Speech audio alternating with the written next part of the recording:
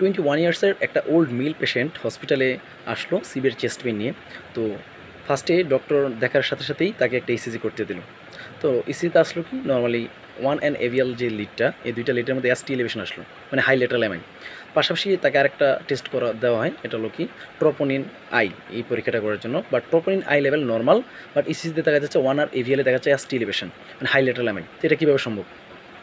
Normally তো heart attack হলে মানে এমআই হলে আমার ট্রোপোনিন লেভেল মাস্ট মানে অ্যাবনর্মাল থাকার কথা ফাইন্ডিংস।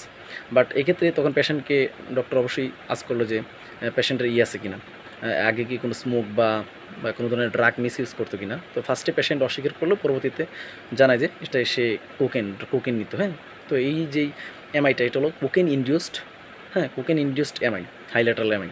তো সাধারণত কোকেনটা সাধারণত কী করে আমাদের সিম্পেথেটিক যে নার্ভাস সিস্টেম সেটাকে ওভার স্টিমুলেট করে, যার কারণে আমাদের ক্যাটেকোলামিন সার্জ হয়। ক্যাটেকোলামিন সার্জ হওয়ার কারণে আমাদের হার্ট রেটে বেড়ে যায়, বিপি বেড়ে যায়, এবং মাইকেটাল যে অক্সিজেন ডিমান্ড সেটা বেড়ে যাওয়ার কারণে ওই ট্রান্সিয়েন্ট মানে ক্ষণস্থায়ী কিছুক্ষণের জন্য হার্ট অ্যাটাকটা হয়। হ্যাঁ, যার কারণে আমার এসটি এলিভেশনটা আসে। আর তাছাড়া কোকেনটা আমাদের যেই ভ্যাসোস্পাজম করতে পারে, আমার আর্টারিগুলোকে একদম কনস্ট্রিক্ট করতে পারে, যার কারণে অক্সিজেন ডিমান্ড বেড়ে গিয়ে সেখানে হার্ট অ্যাটাকটা হয়। তবে এটা একদম খুবই ট্রান্সিয়েন্ট, অল্প সময়ের জন্য হয়। এটা হলো cocaine poisoning, cocaine induced MI.